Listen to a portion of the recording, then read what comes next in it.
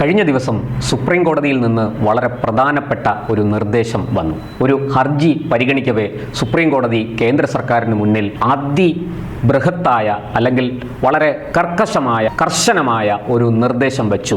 വളരെ പ്രധാനപ്പെട്ട ഒരു നിർദ്ദേശമാണ് അത് മറ്റൊന്നുമല്ല, ഓൺലൈനുകളെ സംബന്ധിച്ചാണ്. നമ്മുടെ സോഷ്യൽ മീഡിയ പ്ലാറ്റ്ഫോമുകൾ, അതുപോലെ യൂട്യൂബ് ചാനലുകൾ, അതുപോലെ നമ്മുടെ മുഖ്യധാരാ ചാനലുകളിലടക്കം വരുന്ന രാജ്യവിരുദ്ധ പരാമർശങ്ങൾ, അതുപോലെ അശ്ലീല ഉള്ളടക്കങ്ങൾ, ഇതൊക്കെ വിലക്കാൻ കർശനമായ ഒരു നിയമം നിർമ്മിക്കണം എന്നാണ് സുപ്രീം കോടതി കേന്ദ്ര സർക്കാരിനോട് നിർദ്ദേശിച്ചിരിക്കുന്നത്. അതായത് ഓൺലൈൻ വെബ്സൈറ്റുകൾ ഉൾപ്പെടെ, യൂട്യൂബുകൾ ഉൾപ്പെടെ ഇക്കാര്യത്തിൽ ഒരു നിയന്ത്രണം വേണം, അവയ്ക്ക് മൂക്കുകയറിടണം എന്ന് തന്നെയാണ് സുപ്രീം കോടതി പറഞ്ഞിരിക്കുന്നത്.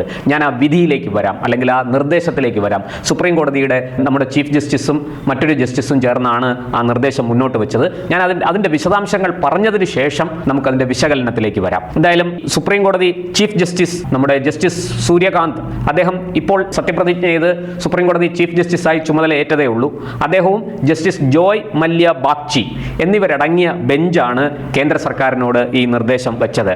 അശ്ലീലം പുസ്തകത്തിലോ ചിത്രത്തിലോ ഒക്കെ ആകട്ടെ, പക്ഷേ പരസ്യമായിട്ടാണെങ്കിൽ അത് നിയന്ത്രിക്കണം, അത് നിയന്ത്രിച്ചേ മതിയാകൂ. ഫോൺ തുറന്നാൽ ഉടൻ നിങ്ങൾക്ക് വേണ്ടാത്തതോ കാണാൻ ആഗ്രഹമില്ലാത്തതോ ആകും പ്രത്യക്ഷപ്പെടുക, പിന്നെന്ത് ചെയ്യും എന്നാണ് കോടതി ചോദിച്ചത്. നമ്മൾ മുഴുവനും പരിശോധിച്ചാൽ, ഞാനത് മുഴുവനും വായിക്കാം, നമ്മളെ ചിന്തിപ്പിക്കുന്ന വളരെ കൃത്യമായിട്ട് ഒരു നിയമത്തിൻ്റെ ആവശ്യകത, അത് വളരെ അത്യാവശ്യമാണ് എന്ന് ചൂണ്ടിക്കാട്ടുകയാണ് കോടതി. ചിലപ്പോൾ ഉള്ളടക്കത്തെപ്പറ്റി മുന്നറിയിപ്പ് ലഭിക്കും, എന്നാൽ അത് പോരാ. ഓൺലൈനിൽ സൈറ്റുകൾ പരതുന്നവരുടെ പ്രായം പരിശോധിക്കാൻ കൂടി സംവിധാനം വേണം. 18 വയസ്സിന് താഴെയുള്ള കുട്ടികൾ ഇത്തരം സൈറ്റുകളിൽ പ്രവേശിക്കുകയും പരതുകയും ചെയ്യുന്നത് വലിയ അപകടമാണെന്ന് തന്നെ കോടതി ചൂണ്ടിക്കാട്ടുന്നു. നമുക്കറിയാം, കഴിഞ്ഞ ദിവസം തിരുവനന്തപുരത്ത് 15 വയസ്സ് കഴിഞ്ഞ് ഏതാണ്ട് 16 വയസ്സിനോടടുക്കുന്ന ഒരു പയ്യൻ തൻ്റെ അമ്മയും അച്ഛനും IS വീഡിയോകൾ കാണിച്ച് അതിൽ ചേരാൻ, ഭീകര സംഘടനയിൽ ചേരാൻ പ്രേരിപ്പിച്ചു എന്ന് പറഞ്ഞ ഒരു വാർത്ത പുറത്തു വന്നിരുന്നു. നമുക്കത് അറിയാവുന്നതാണ്. കേട്ടോളൂ ബാക്കി കൂടി. ഇത്തരമൊരു സംവിധാനം ഏർപ്പെടുത്തി പരിശോധിച്ച് നോക്കിയേ മതിയാകൂ, പ്രായം സംബന്ധിച്ച കാര്യത്തിലാണ്. എന്നാൽ അഭിപ്രായ സ്വാതന്ത്ര്യത്തിന് തടസ്സം വരികയാണെങ്കിൽ അത് നമുക്ക് അപ്പോൾ നോക്കാം. ഉത്തരവാദിത്വമുള്ള ഒരു സമൂഹം നമുക്ക് കെട്ടിപ്പടുക്കേണ്ടതുണ്ട്. അതുണ്ടായാൽ എല്ലാ പ്രശ്നങ്ങളും പരിഹരിക്കപ്പെടും, ചീഫ് ജസ്റ്റിസ് പറഞ്ഞു. മോശം ഉള്ളടക്കമുള്ള പരിപാടികൾ അവതരിപ്പിച്ച പോഡ്കാസ്റ്റേഴ്സും കൊമേഡിയന്മാരുമായി ബന്ധപ്പെട്ട ഹർജികൾ പരിഗണിക്കുകയായിരുന്നു കോടതി. ഓൺലൈൻ ഉള്ളടക്കം നിയന്ത്രിക്കാൻ ഒരു തദ്ദേശ ഭരണ സ്ഥാപനം വേണം. എന്ത് അനുവദിക്കാം, എന്ത് അനുവദിക്കരുത് എന്ന് അവർ തീരുമാനിക്കട്ടെ. ഇതേസമയം പൗരന്മാരുടെ മൗലിക അവകാശങ്ങൾ പാലിക്കപ്പെടുകയും വേണം. എന്നാൽ അഭിപ്രായ സ്വാതന്ത്ര്യത്തിന് കൂച്ചുവിലങ്ങിടരുത്. പക്ഷെ നിയന്ത്രിക്കേണ്ടതിനെ നിയന്ത്രിക്കണം. സ്വാതന്ത്ര്യത്തിനും അതിരുണ്ട് എന്ന് നമ്മൾ മനസ്സിലാക്കണം. അതാണ് കോടതി പറഞ്ഞിരിക്കുന്നത്. ആരുടെയും വായ് മൂടിക്കെട്ടാൻ അനുവദിക്കുകയും ചെയ്യരുത്. അതുപോലെ വൈകല്യങ്ങൾ ഉള്ളവരെ അവഹേളിക്കാനും അനുവദിക്കാനാവില്ല. ഇക്കാര്യത്തിലും SC/ST നിയമം പോലെ കർശന നിയമം വേണം. ഹാസ്യം ആരുടെയെങ്കിലും ചെലവിൽ വേണ്ട. രൺധീർ അലഹബാദിയുടെ ഹർജി പരിഗണിക്കവെയാണ് കോടതി ഇക്കാര്യം പറഞ്ഞത്. ഓൺലൈനുകളിൽ രാജ്യവിരുദ്ധ ഉള്ളടക്കങ്ങൾ, അത് വളരെ പ്രധാനപ്പെട്ടതാണ്. അത് ധാരാളമായിട്ട് കാണുന്നു. ഇത് ആശങ്കാകരമാണ്. ഈ പ്രശ്നം പരിഹരിക്കാൻ സ്വയം നിയന്ത്രണം മതിയാകുമെന്ന് തോന്നുന്നില്ല, ജസ്റ്റിസ് ബാഗ്ചി പറഞ്ഞു. രാജ്യവിരുദ്ധവും സാമൂഹ്യ ഘടന തകർക്കുന്നതുമായ ഉള്ളടക്കങ്ങൾക്ക് സ്വയം നിയന്ത്രണം മതിയാകുമെന്ന് തോന്നുന്നില്ല. സമയക്കുറവാണ് പ്രശ്നം. ഏതെങ്കിലും ഒന്നിൽ സർക്കാർ പ്രതികരിക്കുമ്പോഴേക്കും ആ പരിപാടി ലക്ഷക്കണക്കിന് പേർ കണ്ട് വൈറലായി കഴിഞ്ഞിരിക്കും, അദ്ദേഹം പറഞ്ഞു. രാജ്യവിരുദ്ധം എന്ന വാക്ക് അവ്യക്തമാണെന്നായി ഹർജിക്കാർക്ക് വേണ്ടി ഹാജരായ പ്രശാന്ത് ഭൂഷൺ ഓൺലൈൻ ഉള്ളടക്കവുമായി ബന്ധപ്പെട്ട ഒരു ഉന്നതതല യോഗം ചേരാൻ സർക്കാർ തീരുമാനിച്ചിട്ടുണ്ടെന്ന് അറ്റോർണി ജനറൽ R വെങ്കിട്ടരമണി.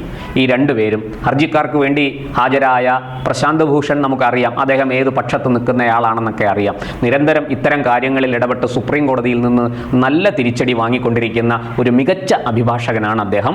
അതുപോലെ തന്നെ കേന്ദ്ര സർക്കാരിൻ്റെ ഭാഗം പറയാൻ വന്ന അറ്റോർണി ജനറൽ R വെങ്കിട്ടരമണി ആ ഭാഗം പറഞ്ഞു. ഇതിൽ നിന്ന് നമ്മൾ മനസ്സിലാക്കേണ്ടത്, സുപ്രീം കോടതിക്ക് തന്നെ മനസ്സിലായി ഈ രാജ്യത്ത് സോഷ്യൽ മീഡിയയിലും ഓൺലൈൻ പ്ലാറ്റ്ഫോമുകളിലും യൂട്യൂബുകളിലും ഒക്കെ കൂടി വലിയ രീതിയിൽ അശ്ലീലവും രാജ്യവിരുദ്ധതയും അതുപോലെ കുറ്റകൃത്യങ്ങൾ വ്യാപിക്കാൻ ആവശ്യമായ ചേരുവകളും സമൂഹത്തിലേക്ക് നിർബാധം ഒഴുക്കിക്കൊണ്ടിരിക്കുകയാണ്. ഇക്കാര്യത്തിൽ ഒരു നിയന്ത്രണം വേണം. ഇത് അങ്ങനെ വെറുതെ നിസ്സാരമായിട്ട് കൈകാര്യം ചെയ്യാൻ കഴിയുന്നതല്ല. പ്രശാന്ത് ഭൂഷണെ പോലെയുള്ളവർ മുമ്പും നമുക്കറിയാം, അദ്ദേഹം SIR അടക്കം അദ്ദേഹം ഹർജിയുമായിട്ട് സുപ്രീം കോടതിയിൽ പോയിട്ട് അവിടെ എന്താണ് സംഭവിച്ചതെന്ന് നമുക്കറിയാം. ഞാൻ അതിൻ്റെ ഒന്നും ഉള്ളടക്കത്തിലേക്ക് കടക്കുന്നില്ല. പ്രശാന്ത് ഭൂഷൺ എക്കാലവും ഈ ഭരിക്കുന്ന സർക്കാരിനെതിരെ, പ്രത്യേകിച്ചും BJP സർക്കാരിനെതിരെ നിലപാടെടുക്കുന്ന ഒരാളാണ്. അങ്ങനെ നിലപാടെടുക്കാനുള്ള സ്വാതന്ത്ര്യം അദ്ദേഹത്തിനുണ്ട്. പക്ഷേ അദ്ദേഹം ഉൾപ്പെടെയുള്ളവർ ആലോചിക്കണം, അത് ഈ സർക്കാരിനെതിരെ നിലപാടെടുത്ത് സർക്കാരിനെ വിമർശിക്കുമ്പോൾ കുഴപ്പമൊന്നുമില്ല, അതിൽ തെറ്റൊന്നുമില്ല. പക്ഷെ അത് രാജ്യവിരുദ്ധമാകാൻ പാടില്ല. നമ്മുടെ രാഹുൽ ഗാന്ധി നമ്മുടെ സൈന്യത്തിൻ്റെ മേന്മ അല്ലെങ്കിൽ സൈന്യത്തിൻ്റെ നേട്ടങ്ങൾ ചോദ്യം ചെയ്യുന്നത് പോലെയാണ് അത് പ്രേക്ഷകർക്കും കേൾവിക്കാർക്കും കാഴ്ചക്കാർക്കും ഒക്കെ അനുഭവപ്പെടുന്നത്. അതേക്കുറിച്ച് നമ്മളെല്ലാവരും ബോധവാന്മാരായിരിക്കണം. ഇവിടെ സുപ്രീം കോടതി വളരെ വ്യക്തമായിട്ട് പറഞ്ഞു, അശ്ലീല ഉള്ളടക്കം അതുപോലെ രാജ്യവിരുദ്ധത ഇത് രണ്ടും കർശനമായി നിയന്ത്രിച്ചേ മതിയാവുള്ളൂ. ഇനി ആരൊക്കെ എന്തൊക്കെ പറഞ്ഞാലും ശരി, അഭിപ്രായ സ്വാതന്ത്ര്യത്തിൻ്റെ പേരിൽ ഇത് രണ്ടും വകവെച്ചു കൊടുക്കാൻ പറ്റില്ല.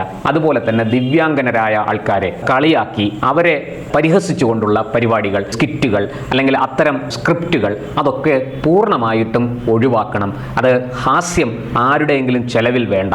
അങ്ങനെ നിങ്ങൾ ആരെയെങ്കിലും കൊച്ചാക്കിക്കൊണ്ട് അവരുടെ ചുമലിൽ കയറിക്കൊണ്ട് നിങ്ങൾ ഹാസ്യം അവതരിപ്പിക്കേണ്ട എന്ന് തന്നെയാണ് കോടതി പറഞ്ഞിരിക്കുന്നത്. അതുകൊണ്ടാണല്ലോ നമ്മുടെ പ്രധാനമന്ത്രി പണ്ട് ശാരീരികമായിട്ട് ബുദ്ധിമുട്ടുള്ള ആൾക്കാരെ, അംഗങ്ങൾക്ക് ബുദ്ധിമുട്ടുള്ളവരെ ദിവ്യാംഗനർ എന്ന് അദ്ദേഹം വിളിച്ചത് കൊണ്ടാണ്. ഭിന്നശേഷിക്കാരെന്ന് പോലുമല്ല അദ്ദേഹം പറഞ്ഞത്, അദ്ദേഹം വിശേഷിപ്പിച്ചത് ദിവ്യാംഗർ എന്നാണ്.